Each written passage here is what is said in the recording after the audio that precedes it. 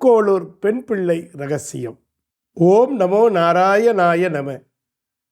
திருக்கோளூர் பெண் பிள்ளை ரகசியத்தில் 22வது ரகசியம்.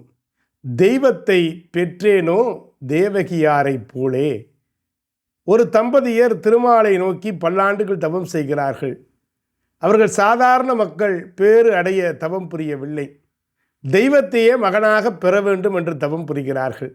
திருமாலும் அவர்கள் முன் தோன்றினார். என்ன வரம் வேண்டும் என்று கேட்டார். பெருமாளே, நாங்கள் எத்தனை பிறவிகள் எடுத்தாலும் அத்தனை பிறவிகளிலும் நீங்களே எங்களுக்கு மகனாக பிறக்க வேண்டும் என்று வேண்டுதலை வைக்க, பெருமாளும் அவர்களுடைய வேண்டுதலை செவிமடுத்து அந்த வார்த்தையின்படி துவாபர யுகத்திலே அந்த தம்பதியர் வசுதேவர் தேவகி என்கிற பெயரோடு பிறக்க அவர்களுடைய மகனாக கிருஷ்ணன் அவதரித்தான் என்பது அற்புதமான வரலாறு.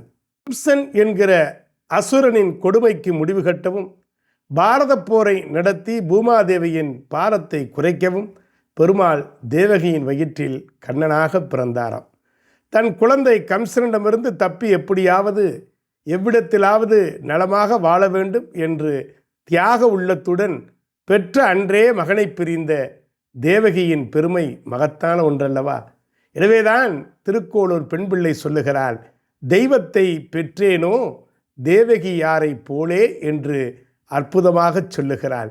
தேவகி என்று கூறாமல் தேவகியார் என்று குறிப்பிட்டு தேவகிக்கு முந்திய அதிதி சுதபஸ் ஆகிய பிறப்புகளையும் நினைவு கூறுகின்ற இந்த அற்புதம்தான் இரகசியமாக மலர்கிறது. இப்படி முற்பிறவியிலே செய்த புண்ணியம்தான் தேவகியாராக அவர் பிறந்து பல நன்மைகளை ஆற்ற முடிந்தது. திருக்கோளூர் பெண் பிள்ளை ரகசியத்தில் 22வது ரகசியம். தெய்வத்தை பெற்றேனோ தேவகியாரை போலே.